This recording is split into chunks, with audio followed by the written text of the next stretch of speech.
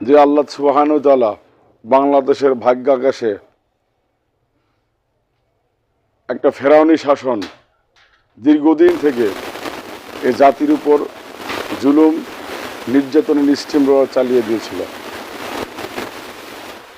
এই শাসন ব্যবস্থার অধীনে এ পর্যন্ত হাজার হাজার মায়ের বুক খালি হয়েছে, হাজার হাজার বোন বিধবা হয়েছে, হাজার হাজার মানুষ পঙ্গুত্ব বরণ করেছে, হাজার হাজার মানুষ গুম হয়ে গিয়েছে, যাদের লাশটা পর্যন্ত খুঁজে পাওয়া যায় নাই। এবং দুর্নীতির সর্বোচ্চ শিখরে আরোহণ করেছে। এবং পৃথিবীর ইতিহাসে, শুধুমাত্র পৃথিবীর ইতিহাসে নতুন একটা ইতিহাস গড়া হলো দুটা জিনিস। একটি হচ্ছে পৃথিবীর কোনো রাষ্ট্রেই সংসদীয় ব্যবস্থায় 100% এমপি মন্ত্রী আপনার লুকিয়ে থাকে না। সরকার পতনের পরে নিজেদেরকে কি করে জনগণের আড়ালে নিয়ে যায় না। এই প্রথম বাংলাদেশে না, পৃথিবীর ইতিহাসে একটা সংসদের 300 জন সংসদ সদস্য, প্রধানমন্ত্রী, এমপি সহ সবাই এখন আজকে আত্মগোপনে আছে, ঠিক কিনা বলেন? এরপরে আরেকটা বিষয় হচ্ছে যে পৃথিবীর ইতিহাসে পাওয়া যাবে না যে পুলিশ জনগণের জানমালের নিরাপত্তা দেয়, সেই পুলিশ বাহিনী তাদের সমস্ত দায়িত্ব পালন করে বাদ দিয়ে তারা আপনার সারেন্ডার করে বসে আছে। Total police. আজকে আমি এখন এখানে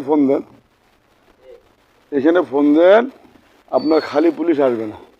যদি সেনাবাহিনী তাদেরকে প্রোটেক্ট দেয় তাহলে আসবে, এছাড়া আসবে না। টোটাল আইন শৃঙ্খলা রক্ষা, মানে আইন শৃঙ্খলা ভেঙে পড়ছে বাংলাদেশে, সমাজ ভাইরা।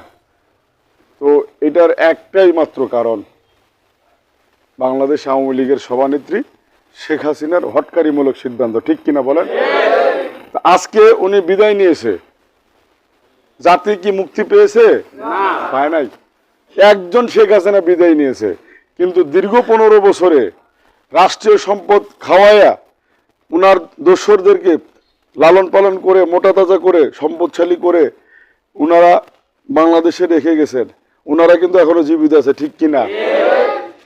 তারপর আমরা শুকরিয়া আদায় করি যে অন্তত আমি এখানে বক্তব্যটা রাখতেছি, পুলিশ আসবে না, ঠিক কিনা? নাহলে তো পুলিশ অনেক আগে চলে আসছে যে বাসার ওখানে আলোচনা রাখবে, পুলিশ লাগাও। এই জন্য আমরা শুকরিয়া আদায় করি, আলহামদুলিল্লাহ। এরপরে আসেন আরেকবার শুকরিয়া আদায় করি, আজকে বাংলাদেশের যারা বিরোধী রাজনীতি আমরা আছি, আমরা কিন্তু দীর্ঘদিন থেকে শেখ হাসিনার পতনের জন্য চেষ্টা করতেছি, ঠিক কিনা বলেন? আমরাও বহু জেল জুলুমের শিকার। আপনার এই গাজোকাটির ভাইরাও জেল খাটছে, খাটে নাই? নাঙ্গা ফুকা হালুয়া লোকলাক জেলত ধরিয়েছে, হ্যাঁ, কাম পায় নাই। এলে সারাদিন যদি চিল্লায় শেখ হাসিনার পতন হবে? হবে না। কিন্তু এই হালুয়ালাও বাড়ির থাকি আর পায় নাই। এই যে আপামনি যে চলে গেল 5 আগস্টের আগে আমরা 15 দিন দিনেও বাড়িতে নেই, রাইতেও বাড়িতে নেই। আমরা কোনটা ছিল তোমরা আল্লাহ জানেন, আল্লাহ জানে আমরা কোনটা ছিল। খালি দৌড়ের উপর ছিল, কোনোঠে একঠে বসি নাই। রাত্রে সাধারণত আমাদেরকে ধরা হয়, কিন্তু এইবার আবার মরণ কামড় দিছে, দিনেও ধরা হয়েছে, ঠিক কিনা? এই যে আমাদের সুবিয়া রহমান চৌধুরীর নাতি শোভন, ওর বাড়িতে দুপুর 2টা রেড দিছে। কারণ ওর বাড়ির পাশে তো আমার বাড়ি। এখন ওর বাড়িতে যখন পুলিশ ঢুকতেছে তখন আমার খবর দিয়েছে আমরা ফির লুঙ্গি পিন্দি ফালান। কিরে, দিনও তো থাকিয়ে দিবে না, রাইতেও তো থাকিয়ে দিবে না। এলা তো আমার তো বোধ হয় বন জঙ্গলও তো জায়গা নাই, বাড়িতেও জায়গা নাই, বাজারেও জায়গা নাই, আমরা যাই কুঠে, ঠিক কিনা?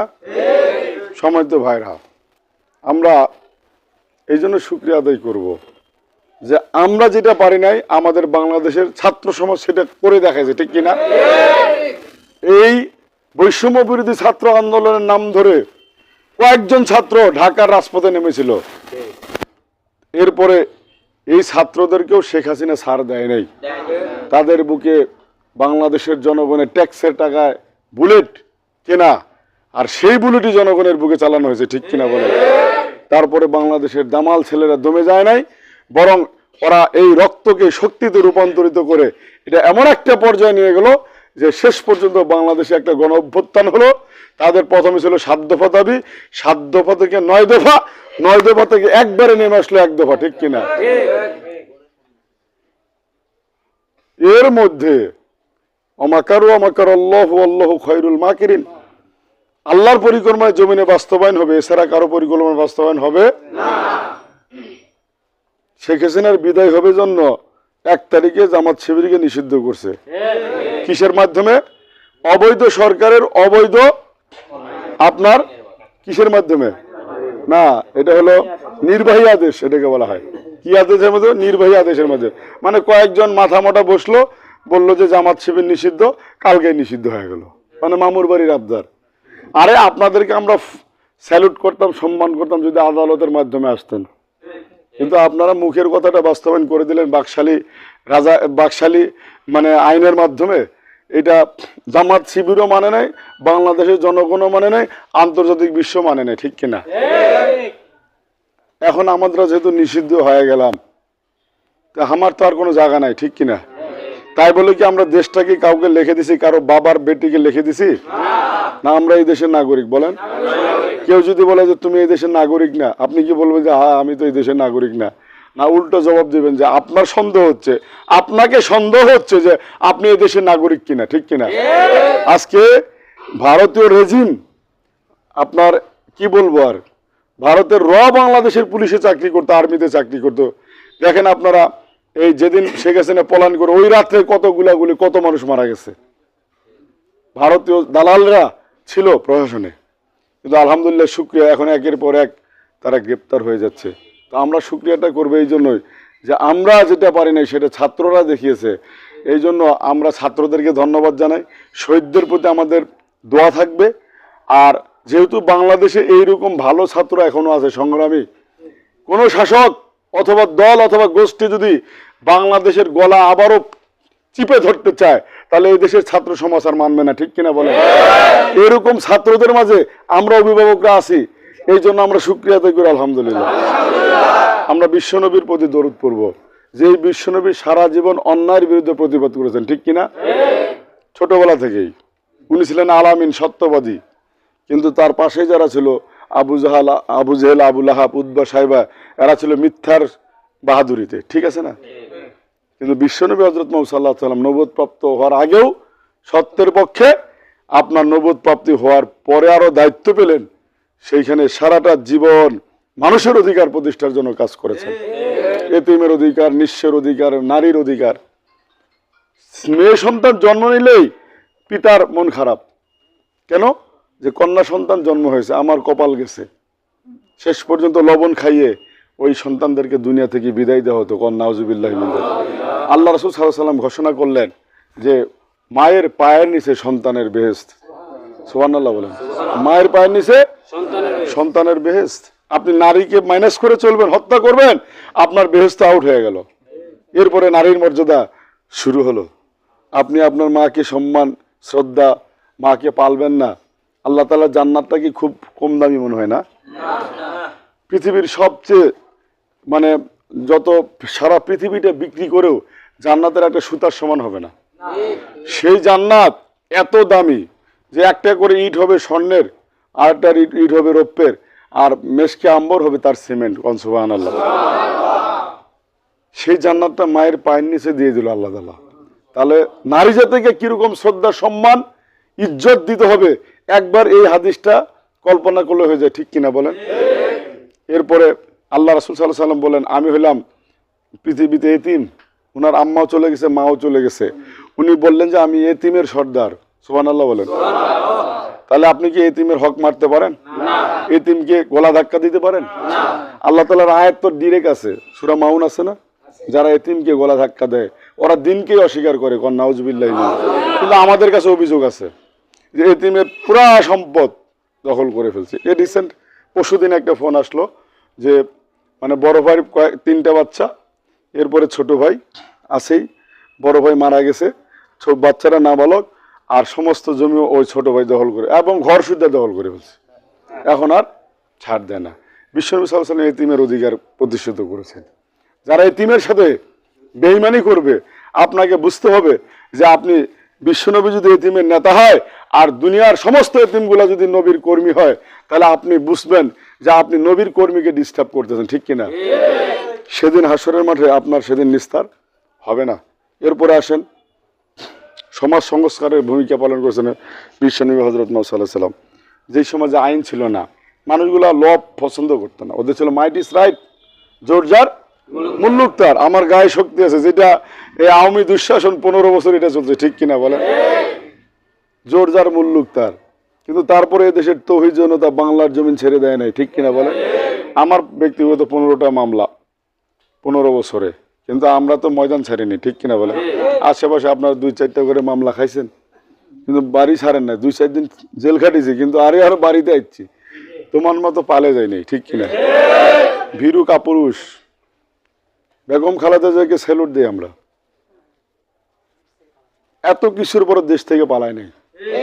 পৃথিবীর ইতিহাসে আমার মনে হয় যে মানে এই মধ্যযুগীয় বর্বরতার পরে এই শ্রেষ্ঠ বর্বরতা হচ্ছে এত বয়স্ক একটা মানুষকে জেলে দেওয়া, ঠিক কিনা বলেন? তারপরও মিথ্যা মামলা দিয়ে। আপনার 200 কোটি টাকা জিয়া অরফান ট্রাস্টে জমাই আছে, এই টাকা বাইরা এখন 7 কোটি টাকা হয়েছে। কত? 7 কোটি টাকা। এখন ভিতরের খবর হলো যে ওই টাকাটা 200 কোটি টাকা এক জায়গা থেকে উঠাইয়া একটা কাজে লাগানো হয়েছিল, কাজে লাগায় আবার টাকাটা ওখানে রিপ্লেস করা হয়েছে। ওই যে টাকাটা সরানো হয়েছিল কেন?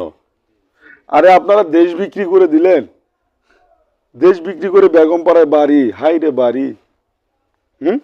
আর ওই টাকাটা ওখান থেকে নিচে অরফান ট্রাস্টের টাকা, আবার টাকাটা ব্যাক করানো হয়েছে। আপনি ওইটা দুর্বলতা ধরে বেগম জিয়াকে 7 বছরের জেল দিছেন, ঠিক কিনা বলেন? মানে এই যে বৃদ্ধ মানুষ, এই বৃদ্ধা এতদিন জেল খাটা সম্ভব হয়? তো তারপর অন্তত দেশ থেকে পালায় নাই। আপনি তো ক্ষমতায় আসার পরে আপনার শরীরে এত, আমি তো ভয়ে খাইয়া গেছি আসলে, যে এই 5 জানুয়ারি আমি গ্রেপ্তার হয়েছি, 3 জানুয়ারি জানাজা নামাজ থেকে। কোথায় থেকে? আলহামদুলিল্লাহ, আমরা পবিত্র জায়গা থেকে, পতিতালয় থেকে ওরা গ্রেপ্তার হয়, ঠিক কিনা? মদের আসর থেকে ওরা গ্রেপ্তার হয়, ঠিক কিনা? ক্যাসিনোর আসর থেকে ওরা গ্রেপ্তার হয়। বাট জামাত শিবির গ্রেপ্তার হয় মসজিদ থেকে, জামাত শিবির গ্রেপ্তার হয় জানাজা নামাজ থেকে, জামাত শিবির পবিত্র জায়গা থেকে গ্রেপ্তার হয়, আলহামদুলিল্লাহ বলে। তো 5 জানুয়ারির পরে দেখলাম যে শেখ হাসিনার যে চেহারা আরো ফুটে উঠলো, বললো যে 41 সাল ফাইনাল, এতে কোনো সন্দেহ নাই।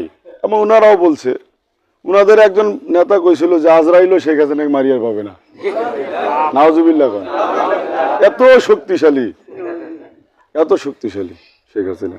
কিন্তু হুজুররা না জানে যে কার পতন হবে আর কার পতন হবে না, কেন হুজুররা ঐশী বাণী পড়ে, কোরআন পড়ে, আর আল কোরআনে সবার মেসেজ দেওয়া আছে। আমি বলি আপনার আল কোরআনটা এমন একটা গ্রন্থ, সবার চরিত্র লেখা আছে ভাই। ওখানে ইহুদির চরিত্র লেখা আছে, খ্রিস্টানের চরিত্র আছে, হিন্দুর চরিত্র আছে, মুনাফিকের চরিত্র আছে, দুর্বল মুমিনের চরিত্র আছে, সবল মুমিনের চরিত্র আছে, আল্লাহর চরিত্র আছে, ওলি দরবেশ গাউস কুতুব যা আছে সবার চরিত্র আল কোরআনে দেওয়া আছে। আল কোরআন হচ্ছে আমাদের আয়না। আল কোরআন কি? আপনি পড়তে পড়তে দেখবেন যে আপনার চরিত্রটা বের হয়ে আসছে। তা আমরা তো এগুলো পড়ছি, পৃথিবীর ইতিহাসে দাম্ভিকদের পরিণতি কি হয় সেটা আমরা জানি না।